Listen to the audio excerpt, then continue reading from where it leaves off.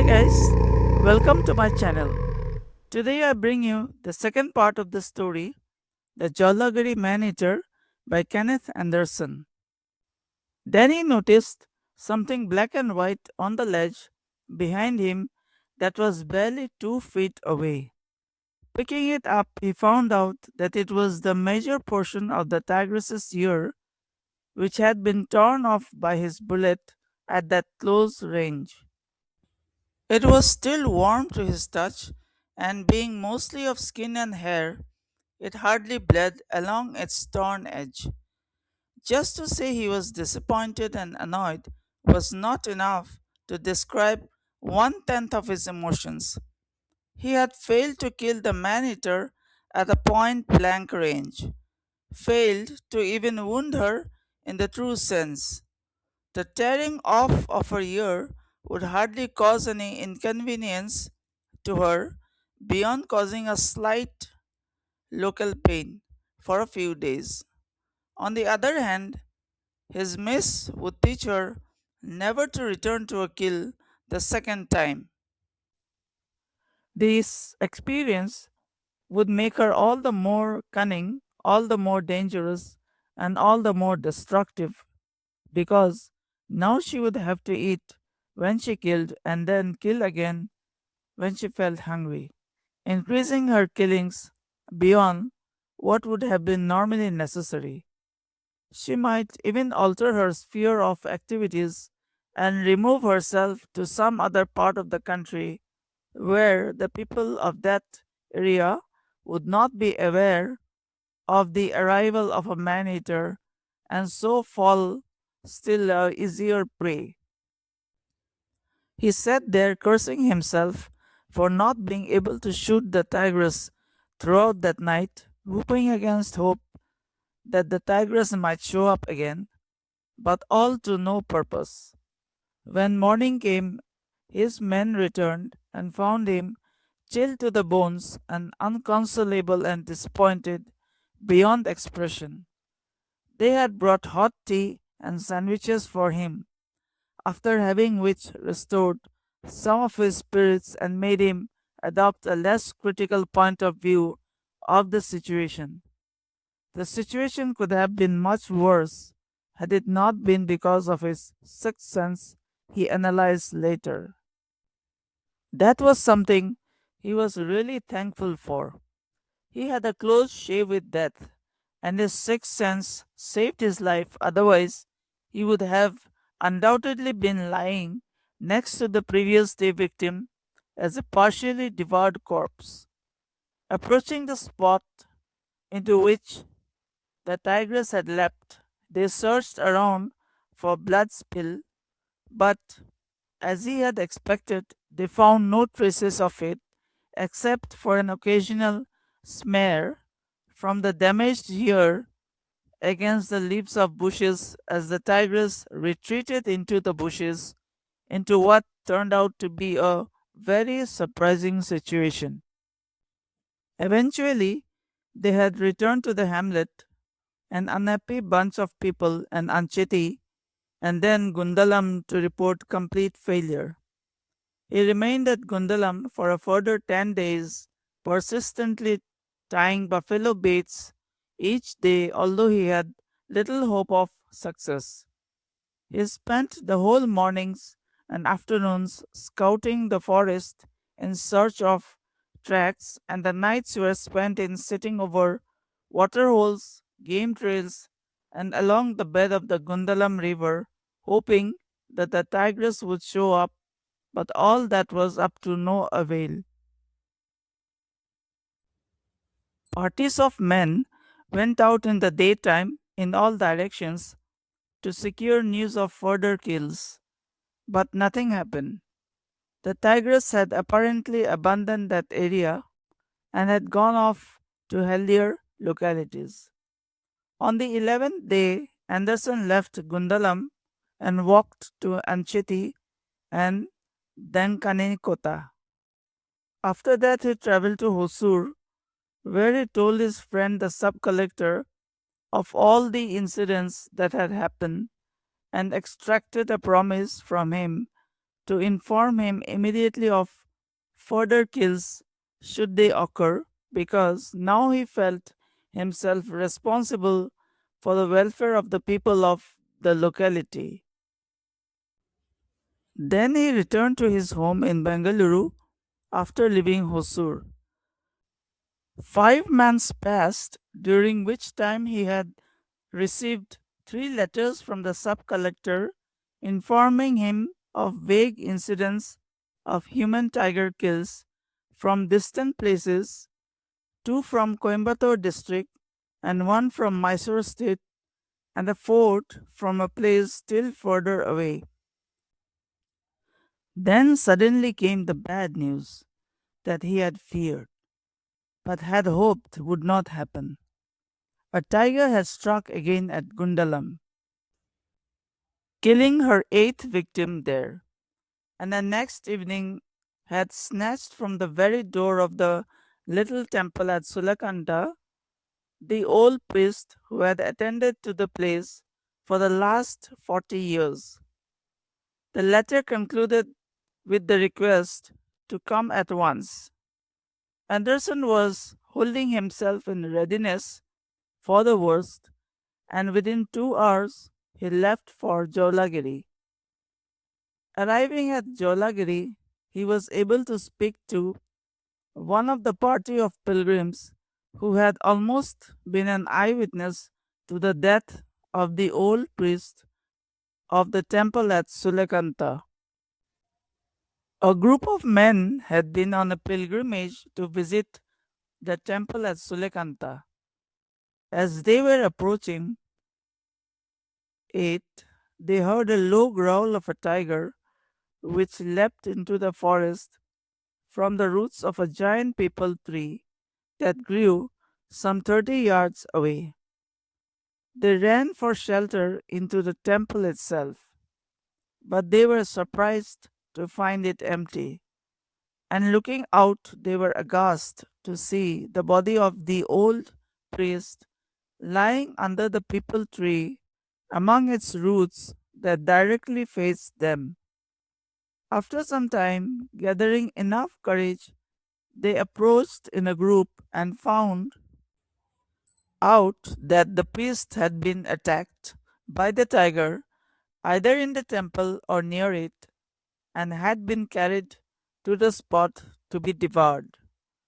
The tiger had begun its meal by consuming his skinny chest, at which moment it was disturbed by the pilgrim party. Anderson inquired if they had noticed anything wrong with the tiger's ears, but they were obviously too frightened to take a proper look at it. He took 3 people with him and went to Sulekanta and arrived near dusk.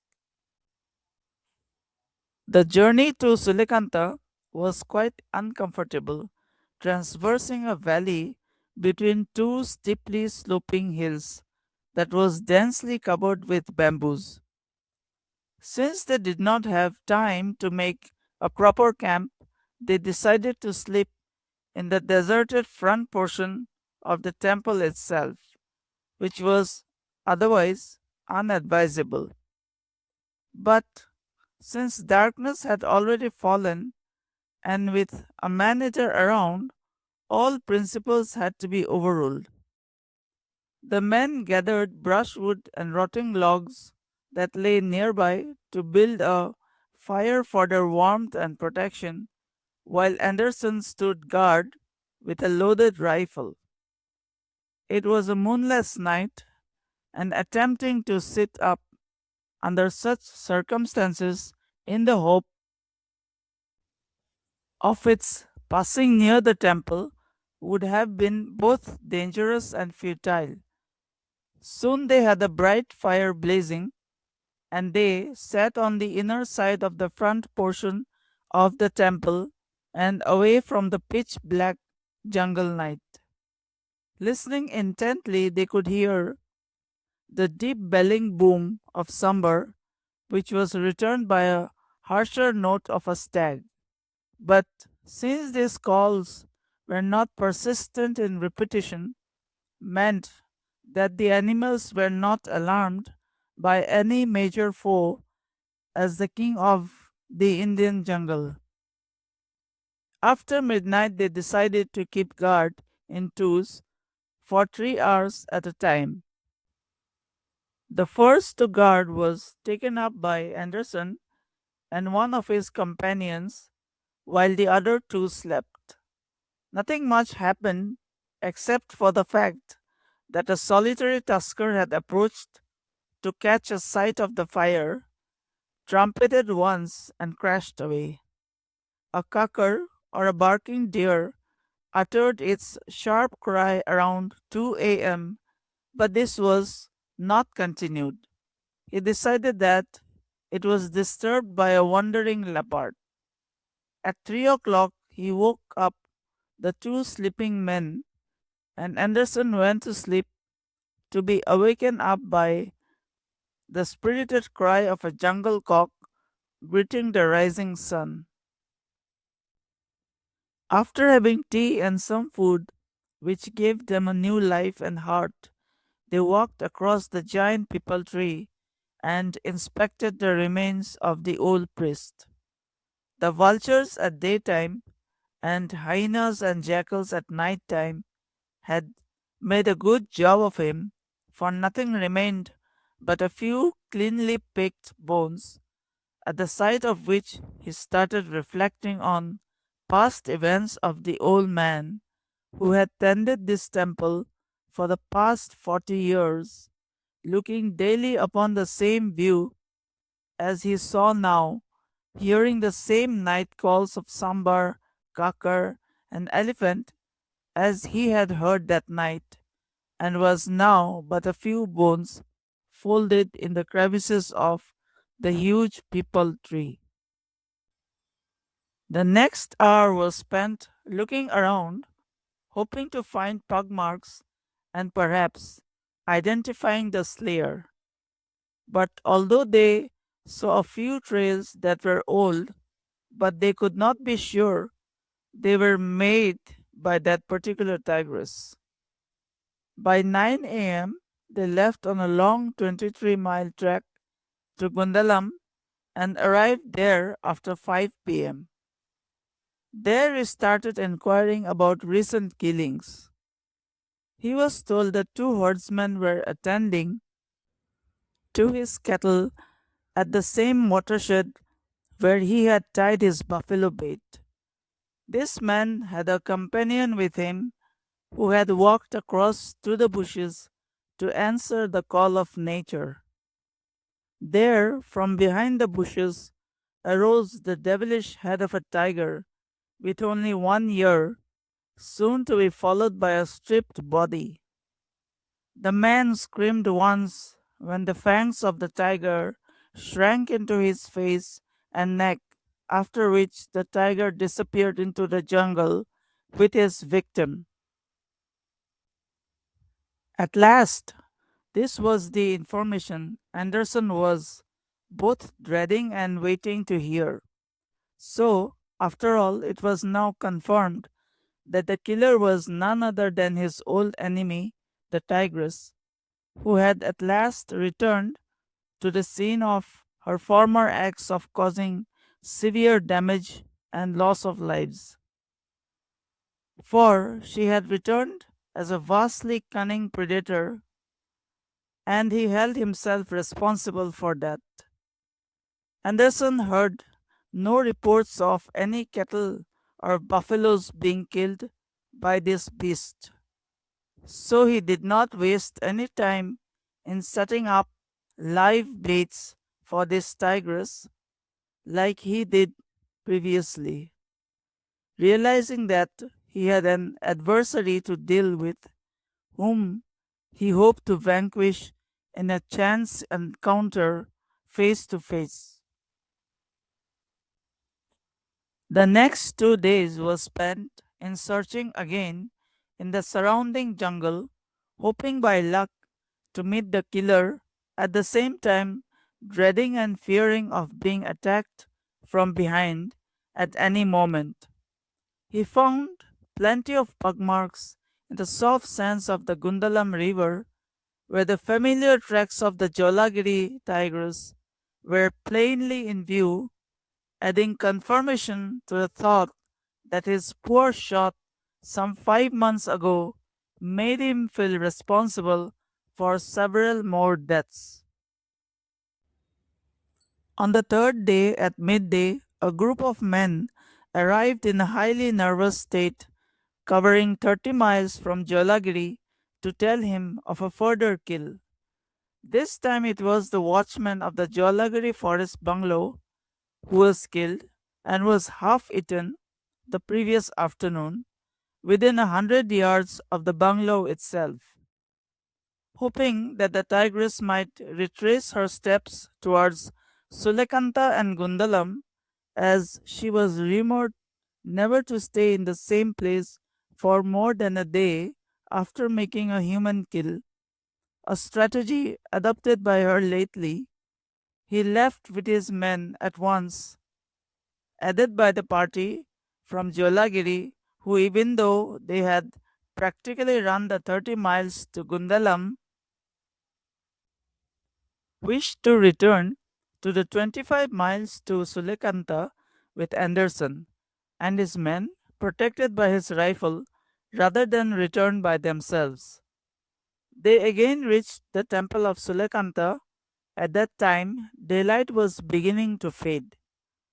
Since they knew that nights were going to be dark, they repeated their campfire procedure within the temple itself. Their party had now increased to 12, including himself. Although a bigger number always made one feel safer, but he felt that they were far too many for his comfort.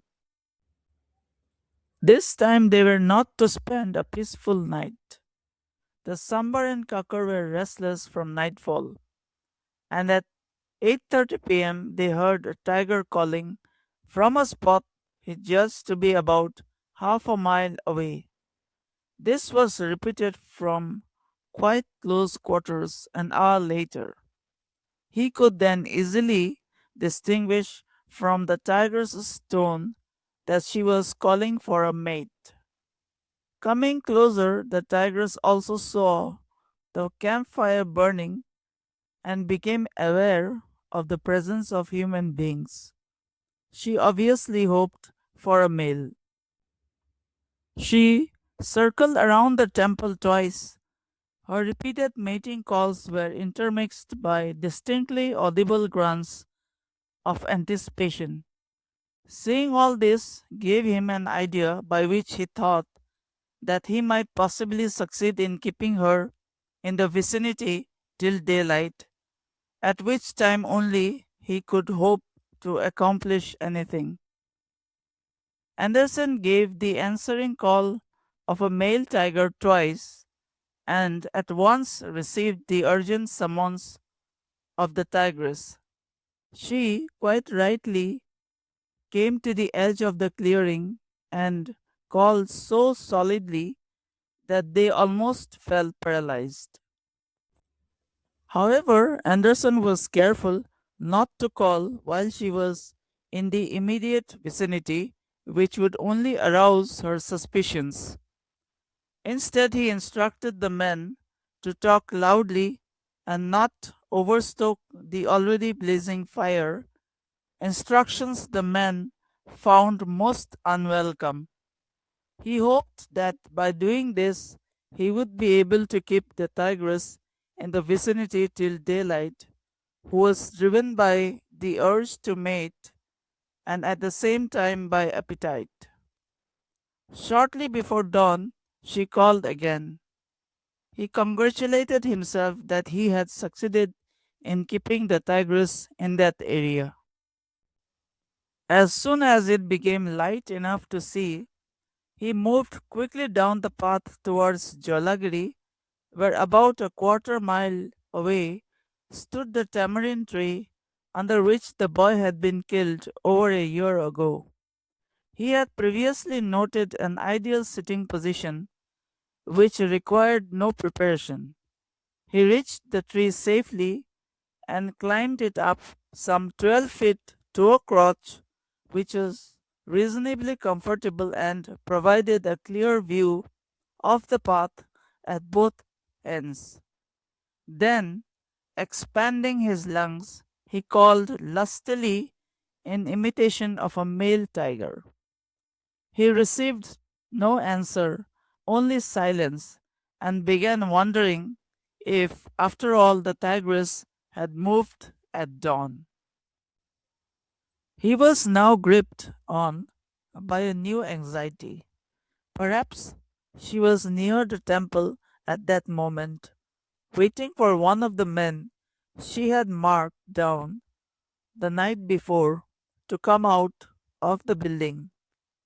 Anderson had instructed his companions very strictly before departing not on any account to leave the temple premises. But now he felt anxious lest any of them disobeyed him, perhaps in the need to answer the call of nature or to get water from the well that was temptingly near. He called again a second time, still got no answer. After a short interval and expanding his lungs to bursting point, he called again. This time he was successful, for his voice penetrated through the intervening forest and was picked up by the tigress, who immediately answered from the direction of the temple. He had been right in his assessment that the clever animal had gone there to look for a meal. After a few minutes, he called for a fourth time and was again answered by the tigress, and he was overjoyed to find out that she was coming in his direction in search of the mate she thought was waiting. He called twice more, his last call being answered from barely 100 yards. Leveling the rifle, he glanced along the sights to a spot on the path about 25 yards away. He judged that she would take less than 30 seconds to cover that distance. He began to count, and as he reached 27, the tigress strode into full view, curiously looking for her mate. From the commanding height in the tree, he could easily see that her ear was missing, and he knew that at last, after all his tiring efforts, the killer was within his power. This time there would be no mistake.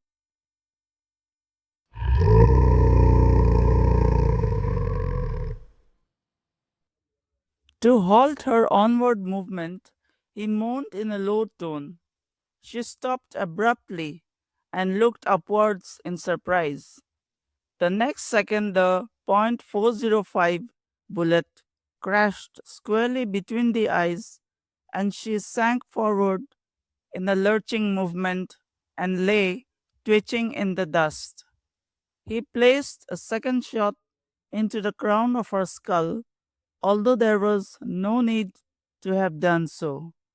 Actually, the second shot did considerable damage to the head and gave much unnecessary extra work to the taxidermist.